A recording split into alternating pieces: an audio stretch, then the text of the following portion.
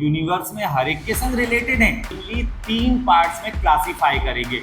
तो ये सारे एलिमेंट्स भी हो सकते हैं और इससे कम भी हो सकते हैं। कि हाइट मेरी हाइट मेरे से ही ज्यादा होगी, देन ओनली सिमेट्रिक। अगर नहीं है तो नॉट सिमेट्रिक। पैरेलल लाइन से वही हाईलाइट हो रही है। 1L3 परपेंडिकुलर है क्या? कोशिश करो समझने की।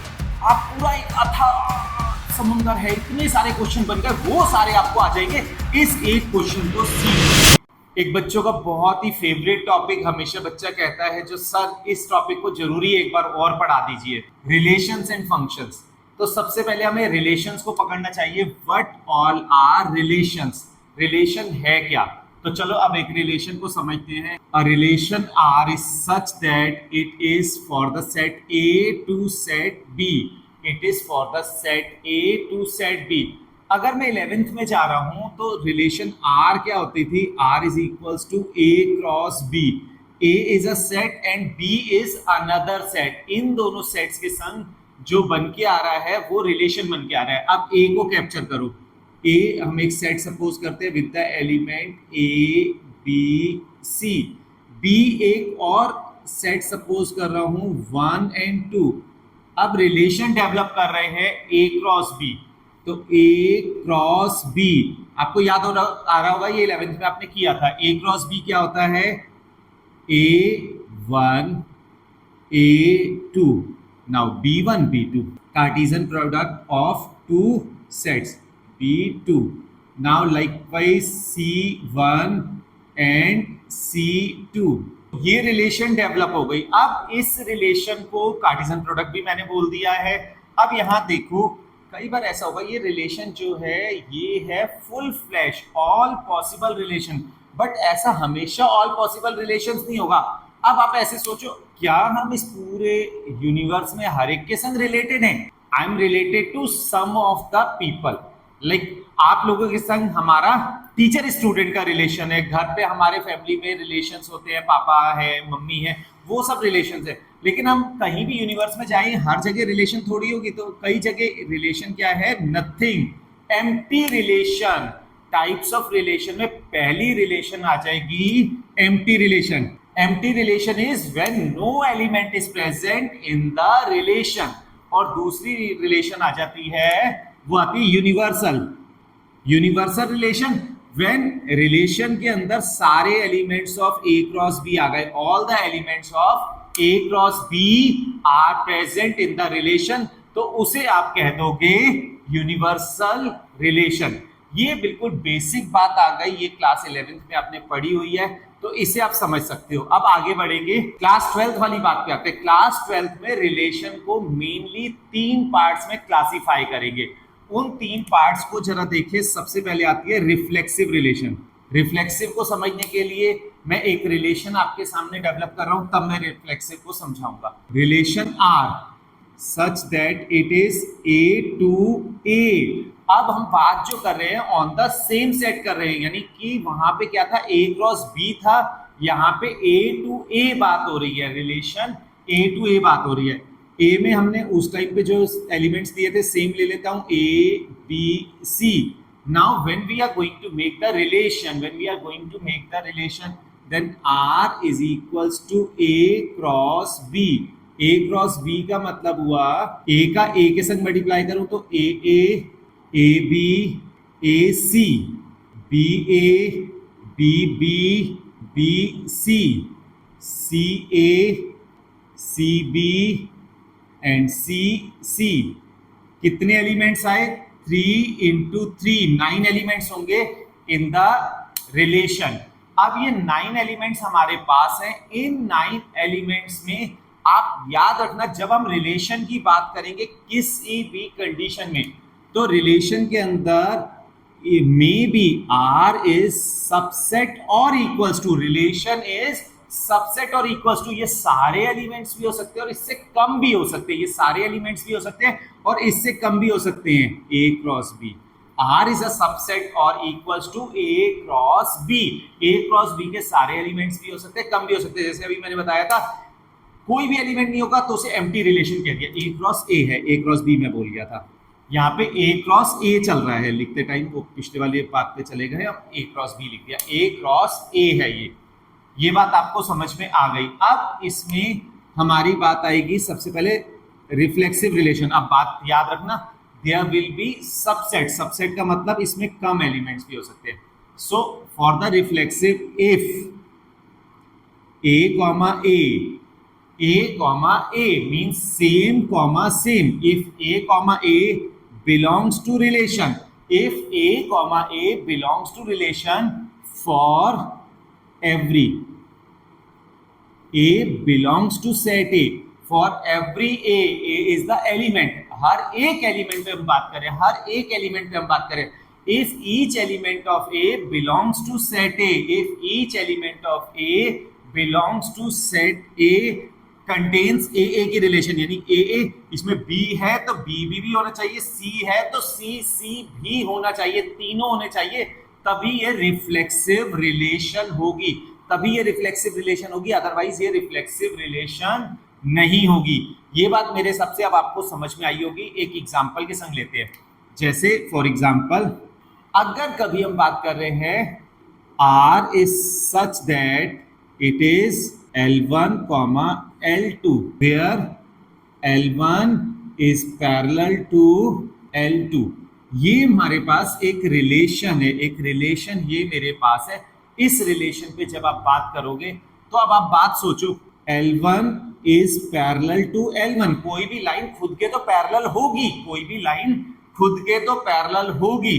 जब ये लाइन खुद के पैरेलल है, that means L1, L1 belongs to relation as well as L2 is parallel to L2। इसका मतलब है L2, L2 belongs to relation। तो मैं क्या कहना चाह रहा हूं यहाँ पे, ईच एलिमेंट कोई भी हो, चाहे हम लाइन 1 पे बात करें, चाहे 2 पे, चाहे 3 पे, यहाँ पे L1, L2 रिलेशन लिखने का तरीका होता है x, y की फॉर्म में लिखना होता है, कोऑर्डिनेट की फॉर्म में लिखना होता है। बट इस बात को आप माइंड में रखना, यहाँ L1, L1 है, L2, L2 है, L3, L3, L4, L4 कुछ भी हो सकता है, वो सारे के सारे पैरेलल की कंडीशन में चल रहे हैं। स्पेसिफिक क्वेश्चन में पैरेलल का है तो पैरेलल की कंडीशन में चल रहे हैं, और इस पैरेलल की कंडीशन में इसे बिलोंग कर रहा है, यानी कि ये रिफ्लेक्सिव होगा, ये रिफ्लेक्सिव होगा। So above given condition is reflexive. एक और एग्जांपल ले रहा हूं, a relation R is such that it is A to A ले लो, हम सेम सेट पे बात कर रहे हैं, लेकिन कंडीशन क्या है, यहाँ पे A, B where A is greater than B, A must be greater than B। अब रिफ्लेक्सिव की बात सोचो, A is greater than A, क्या A से बड़ा होगा, like height of A is greater than height of B, तो क्या A की हाइट A से ज्यादा होगी, किसी की भी हाइट, मेरी हाइट मेरे से ही ज्यादा होगी क्या, नहीं हो सकती, मेरी हाइट मेरे इक्वल होगी, it is not more, so it is not reflexive. ये वाला रिफ्लेक्सिव था। तो बात याद रखना, whenever A, A belongs to the relation, whenever A belongs to relation, then only the relation will be reflexive for every element। ये बात पूरे की पूरी डेफिनेशन यही है। एक और एग्जांपल ले लेते हैं, इसी के सिमिलर ले रहा हूं। ये क्या हो जाएगा, relation R is such that L1, L2 such that L1 is perpendicular to L2, line 1 is perpendicular to line 2। अब सोचो L1, L1 belongs to relation होगा या नहीं होगा, चलो चेक कर लेते हैं। चेकिंग में क्या आ जाएगा, L1 is perpendicular to L1, is it possible any line is perpendicular to itself, कोई भी लाइन खुद के परपेंडिकुलर हो सकती है क्या, नहीं होगी, कभी भी नहीं हो सकती है। तो जब ये नहीं हो सकता तो it will not belongs to relation, कोई भी लाइन खुद के परपेंडिकुलर नहीं हो सकती। जब नहीं हो सकती इसका मतलब है L1, L2 can not belong to relation, it can not belong to relation, not belongs to relation, not reflexive का केस आया। तो आपको हमेशा रिफ्लेक्सिव है या रिफ्लेक्सिव नहीं है, इस बात को अपने माइंड में सोचना है। तो ये पहली कंडीशन आ गई, the reflexive relation. Reflexive relation क्या होती है, if A, belongs to relation for every A belongs to set A। ये एक अच्छा सा क्वेश्चन है, बहुत ज्यादा पूछा जाता है। फिर इसके बाद अब रिलेशन में नेक्स्ट पार्ट में हम जा रहे हैं सिमेट्रिक रिलेशन। जैसे रिफ्लेक्सिव थी, अब नेक्स्ट वाली आ जाती है सिमेट्रिक रिलेशन।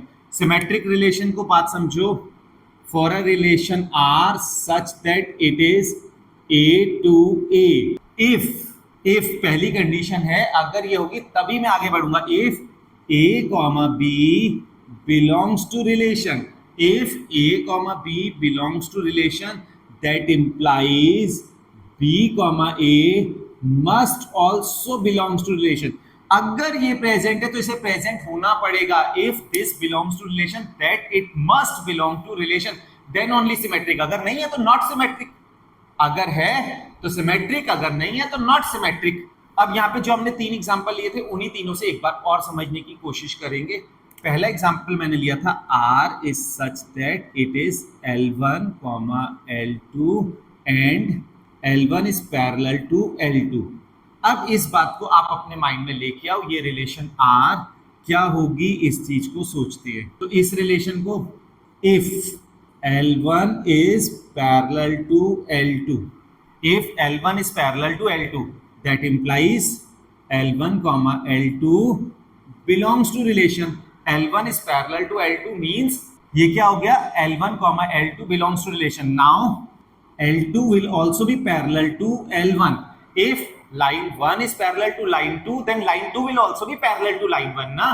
अगर एक लाइन दूसरे के पैरेलल है तो दूसरी वाली भी तो पहले के पैरेलल होगी। That implies L2 comma L1 also belongs to relation. L1 L2 belongs to relation as well as L2 L1 belongs to relation. Therefore relation R is symmetric. ये सिमेट्रिक हो गई। एक और एग्जांपल हमने लिया था, A is greater than B, A is greater than B। अब बात सोचो, A comma B belongs to relation as A is greater than B, but B comma A belongs or not belongs we need to check. So checking का मतलब क्या हुआ, B will be greater than A। Like मैंने अभी आपसे कहा था A is taller than B, then will B be taller than A? क्या B भी A से taller होगा? नहीं होगा, means not belongs to relation, so it will not be symmetric। ये तो सिमेट्रिक रिलेशन हो गई, ये सिमेट्रिक नहीं हुई। एक और एग्जांपल हमने लिया था, ये एग्जांपल भी ले लेते हैं। R is equals to L1 comma L2 such that L1 is perpendicular to L2। Relation 1 is perpendicular to, sorry, line 1 is perpendicular to line 2। अब देखो, if L1 comma L2 belongs to relation, that implies L1 is perpendicular to L2। I can write this also, L2 will be perpendicular to L1। देखो L1 ये line आ गई, L2 ये line आ गई, तो अगर L1 L2 के perpendicular तो L2 भी तो L1 के परपेंडिकुलर हो गए। That implies L2 comma L1 belongs to relation, therefore this relation is।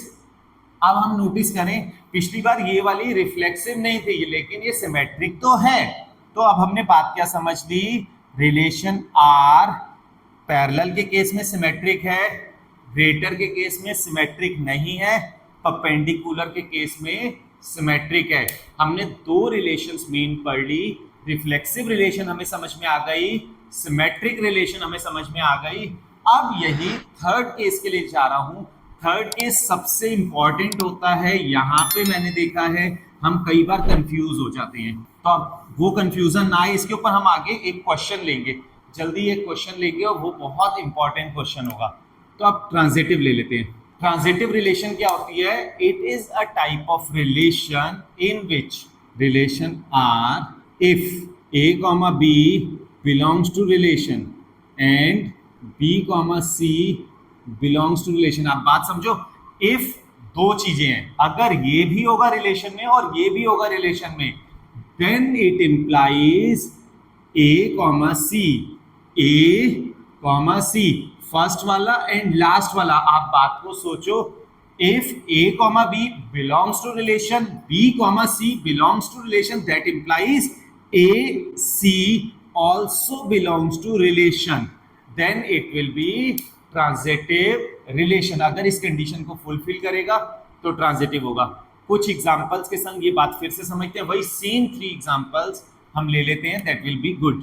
First case हमने लिया था R is equals to L1 comma L2 such that L1 is parallel to L2। किसका check कर रहे हैं? आपकी हम ट्रांजिटिव का चेक कर रहे हैं। If L1 comma L2 belongs to relation that implies L1 is parallel to L2। Given condition में भी L1 पैरेलल टू L2 ही तो है। अगर ये पैरेलल है तभी हम जाएंगे, मतलब यहाँ पे हम जितनी भी लाइंस लेंगे वो पैरेलल वालों को ही हमें देखना है, वो वाली हाईलाइट हो जाएगी। जैसे बहुत सारी लाइंस हम एक जगह एक प्लेन में ड्रॉ कर दे और उसमें जो पैरेलल लाइंस है वही हाईलाइट हो रही है। तो if L1 L2 belongs to relation, इसका मतलब क्या हुआ? L1 is parallel to L2 and L2 L3 belongs to relation, L2 L3 belongs to relation, that implies L2 is parallel to L3। अब नोटिस करो L1 पैरेलल टू L2 है, L2 parallel to L3 है। इसे equation 1 बोल देता हूं, इसे equation 2 बोल देता हूं। फ्रॉम 1 and 2 L1 L2 के पैरेलल है, L2 L3 के पैरेलल है। So L1 L3 will also be parallel, L1 L3 के पैरेलल होगा, that implies L1 L3 belongs to relation. बात समझो, L1 पैरेलल टू L2 है, L2 पैरेलल टू L3 है, तो L1 L3 पैरेलल होंगे यानी कि L1 L3 belongs to relation. Belongs to relation का मतलब therefore relation R is transitive. ये रिलेशन R ट्रांजिटिव हो गई।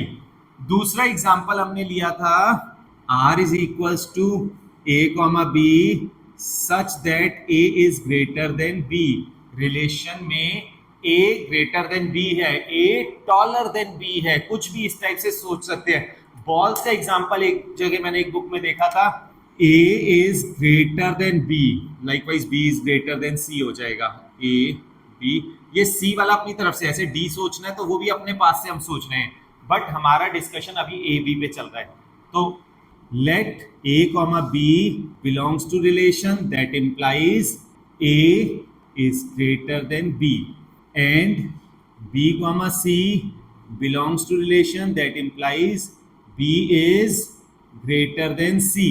1 2 फ्रॉम 1 and 2 यहाँ पे देखो A ग्रेटर देन B था and B greater than C था। अगर ये बीच वाली टर्म में गायब कर दो तो A ग्रेटर देन C हो जाएगा, that implies A comma C belongs to relation. A comma C belongs to relation का मतलब A is taller than C हो गया और R इज ट्रांजिटिव हो गया। अब हमने ये समझा पैरेलल वाले केस में, ग्रेटर वाले केस में दोनों के दोनों ट्रांजिटिव है। अब हम जा रहे हैं परपेंडिकुलर वाले केस में। परपेंडिकुलर का केस यहीं पे ले लेते हैं। R is equals to L1 comma L2 such that L1 is perpendicular to L2। L1 is perpendicular to L2। आप नोटिस कर रहे थे मैं इधर से देख के बना रहा था क्वेश्चन को, तो मैं वही पैरेलल लिखने लग गया था। अब पहली कंडीशन क्या आई? If L1 comma L2 belongs to relation, that means L1 is perpendicular to L2। L1 perpendicular हो गया L2 के। Same ways L2 comma L3 belongs to relation that implies L2 is perpendicular to L3। Now L1 is perpendicular to L2, L2 is perpendicular to L3। तो क्या L1 L3 भी perpendicular होगा? इस बात को आप जरा नोटिस करने की कोशिश करो। L1 is perpendicular to L2, L2 is perpendicular to L3। तो L1 L3 परपेंडिकुलर है क्या? मुझे तो नहीं दिख रहे हैं। So L1 comma L3 not belongs to relation। When not belongs to relation होगा तो not ट्रांजिटिव आ जाएगा, ये ट्रांजिटिव नहीं होगा। तो आप बात समझ गए। यहाँ भी हमारे 2 एग्जाम्पल आ गए जिसमें ट्रांजिटिव है, और थर्ड वाला एग्जाम्पल जो मैंने बाद में लिया था वो ट्रांजिटिव नहीं है। तो इस तरह से हमने 3 एग्जाम्पल के संग बात समझाने की कोशिश की है। अब एक क्वेश्चन लेता हूँ, ये क्वेश्चन बहुत ज्यादा बोर्ड में पूछा जाता है अलग अलग तरीके से। सबसे इंपॉर्टेंट चीज है, इसे ध्यान देना, पहले से हटा देते हैं। अब देखो ये क्वेश्चन लास्ट ईयर भी आया था, उससे प्रीवियस ईयर में भी आया हुआ है। तो a relation R is such that A comma B where A minus B is equals to 2m means इसने क्या गिवन किया हुआ है हमें, a माइनस बी 2 का मल्टीपल है। a minus B is divisible by 2 का मल्टीपल या डिविजिबल बाई 2, ये वो चीज कह रहा है। a minus B is a multiple of 2, a minus B is divisible by 2। दो क्वेश्चन बन गए। a minus B is always even, तीन क्वेश्चन बन गए। a minus B is even, तीसरा क्वेश्चन बन गया। ऐसे ये क्वेश्चन आया a minus B is multiple of 5, ये भी लास्ट ईयर आया था। a minus B is a multiple of 5, a minus B divisible bye 5, a minus B multiple of 3, a minus B divisible by 3, ऐसे करके कोई भी number हो सकता है।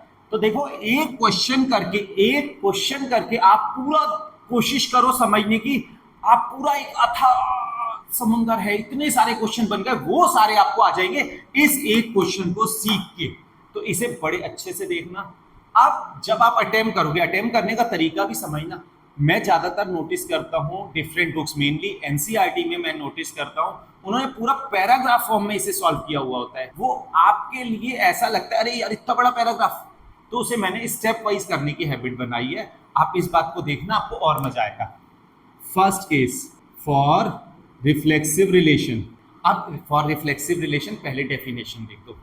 We have a comma a belongs to relation for every a belongs to set A। यही तो होती है पहली कंडीशन, यही डेफिनेशन मैंने लिखवाई थी ना। तो अब आप नोटिस करो रिफ्लेक्सिव रिलेशन का क्या है, if a comma a belongs to relation for every a belongs to set A। अब वही वाली बात इसमें आ जाएगी। a comma a का मतलब a माइनस a क्या हो जाएगा, 0 हो जाएगा, and 0 is a multiple of 2, therefore a comma a belongs to relation और R is reflexive। अब जरूरी नहीं है a comma a belongs to relation यानी a माइनस a 0 है, अगर मैं b माइनस b भी लूंगा तो भी 0 आएगा। यानी यहाँ पे कोई भी नंबर ले लूं, क्या है जो ये हमें सेट गिवन है, रिलेशन में जो सेट गिवन है a comma b belongs to, कुछ भी कह सकते हैं, natural number, real number, whatsoever, but कोई भी सेम नंबर में से सेम नंबर माइनस करो तो 0 ही तो आएगा। 0 इज अ मल्टीपल ऑफ 2, 0 पक्की बात है। 0 तो सभी के टेबल में आता है, 2 के भी टेबल में आता है, 5 के टेबल में भी आता है, हमने 3 भी बोला था, 3 के टेबल में भी आता है। Therefore a comma a belongs to relation, चाहे कोई भी नंबर ले लो तो ये रिफ्लेक्सिव होगा। आप बात समझ रहे हो ना, कोई भी नंबर आप 2 माइनस 2 लो 0 आएगा, 5 माइनस 5 लो 0 आएगा, 7 माइनस 7 लो 0 आएगा, 1 माइनस 1 लो तब भी 0 आएगा। तो इसका मतलब है रिफ्लेक्सिव हो गया, ये same minus same is a multiple of 2, therefore it is reflexive. Second case में हम जाते हैं सिमेट्रिक रिलेशन। अब सिमेट्रिक रिलेशन की क्या कंडीशन होती है, if a comma b belongs to relation, अगर a b belongs to relation है then that implies b a also belongs to relation। if a b belongs to relation then b a must also belongs to relation। मतलब क्या हुआ कहने का, a minus b is equals to 2 multiple means any दो element है, हमने जो लिए 2 एलिमेंट्स a and b, तो a minus b is 2 का multiple, that implies a comma b belongs to relation. अब इसी में अगर मैं माइनस कॉमन ले लेता हूं, माइनस कॉमन लिया तो what will be b minus a equals to 2m, this implies b minus a equals to minus 2m, minus उधर ले गया तो अब ये देखो इसे क्या लिख सकते हैं, 2 इंटू माइनस m, तो अभी भी तो ये 2 का मल्टीपल है, therefore b comma a also belongs to relation. जब ए बी भी बिलोंग्स टू रिलेशन है एंड बी ए भी बिलोंग्स टू रिलेशन है, ए बी ए दोनों बिलोंग्स टू रिलेशन आ गए, therefore relation R is symmetric. Relation reflexive भी हो गई, रिलेशन सिमेट्रिक भी हो गई। अब जाएंगे हम ट्रांजिटिव के लिए। Third case for transitive. अब ये ट्रांजिटिव रिलेशन क्या है, फिर अपना माइंड बिल्कुल ओपन करके चलना। ट्रांजिटिव रिलेशन है क्या, डेफिनेशन याद कर रहे हैं जो पहले बता दी आपको। We have if a comma b belongs to relation. Same ways BC also belongs to relation. That implies AC belongs to relation. Now let A minus B equals to 2m. That is A comma B belongs to relation. A B तो belongs to relation हो गया, and ये भी हमारे suppose में ही है. B minus C equals to, अब यहाँ 2m लिया था, यहाँ पे मैं 2n कह देता हूँ, कुछ और हो गया. That is BC belongs to relation. अब अगर मैं इन दोनों को ऐड कर दूं, इसे इक्वेशन 1 कह दो, इसे इक्वेशन 2 कह दो, ऐड कर दो, तो ये क्या आ जाएगा? A minus B plus B minus C. B out हो गया. इट इंप्लाइज क्या आ गया? A minus C. यहाँ पे क्या था? A माइनस बी है 2m, b माइनस सी कितना था? 2n. तो ये आ गया 2m प्लस n. तो अभी तो 2 का मल्टीपल आ गया ना कुछ भी. That implies b comma c belongs to relation. b comma c belongs to relation आ गया. अगर b comma c belongs to relation आ गया, therefore relation r is transitive relation. ये ट्रांजिटिव रिलेशन हो गई. अब बात सोचो, ये गिवन रिलेशन रिफ्लेक्सिव भी है, सिमेट्रिक भी है, ट्रांजिटिव है. If a relation is reflexive, symmetric as well as transitive, if a relation is reflexive, symmetric as well as transitive, तो आप उस रिलेशन को कहोगे equivalence relation. If a relation is reflexive, symmetric as well as transitive, then it is equivalence relation. अब ये पूरा का पूरा क्वेश्चन आता है. इसके संग एक छोटी सी बात और पूछ ली जाती है, कभी कभी एक नंबर में भी वो क्वेश्चन आ जाता है, उस बात को भी देख लो. ये हुआ equivalence class. Equivalence class with 1 के संग मुझे इक्विवेलेंस क्लास लिखनी है. 1 के संग इक्विवेलेंस क्लास लिखने का मतलब समझना, कौन कौन से एलिमेंट्स हैं जो 1 के संग, कौन कौन से नेचुरल नंबर्स हैं जो 1 के संग इस कंडीशन को फुलफिल करेंगे, यानी 1 के संग जाके वो मल्टीपल ऑफ 2 देंगे. तो आप नोटिस करो, 1 के संग मल्टीपल ऑफ 2 देंगे तो 1 के संग 1 तो देगा ही. 1 minus 1 is 0 and 0 is a multiple of 2. फिर कौन देगा? 3 देगा. 3 माइनस 1 या 1 माइनस 3 2 का मल्टीपल आएगा. तब 5 देगा, 7 देगा एंड सो ऑन. तो ये हो गई इक्विवेलेंस क्लास विथ 1. ये चीज बहुत ज्यादा पूछ ली जाती है. ऐसे अगर मान लो ये आ जाता equivalence class with the element 2, तो 2 के संग कौन कौन सा वाला दे देगा? 2 के संग कौन सा वाला दे देगा? ध्यान दो, 0, 0 माइनस 2 या 2 माइनस 0 2 का मल्टीपल है. फिर उसी तरह से 2 खुद भी देगा ही देगा. 4, 6 एंड सो ऑन. याद रखो, odd minus odd is even and even minus even is also even. 2 का मल्टीपल को इवन भी बोलते हैं ना. तो ये वाली कंडीशन रहेगी, 1 के संग ये वाली इक्विवेलेंस क्लास आ जाएगी एंड 2 के संग ये वाली इक्विवेलेंस क्लास आ जाएगी. अब मुझे लगता है ये बात समझ में आ गई होगी. रिलेशन पार्ट यहाँ पे कंप्लीट होता है. अगली वीडियो में हम फंक्शंस के ऊपर बनाएंगे. ठीक है, thank you, all the best.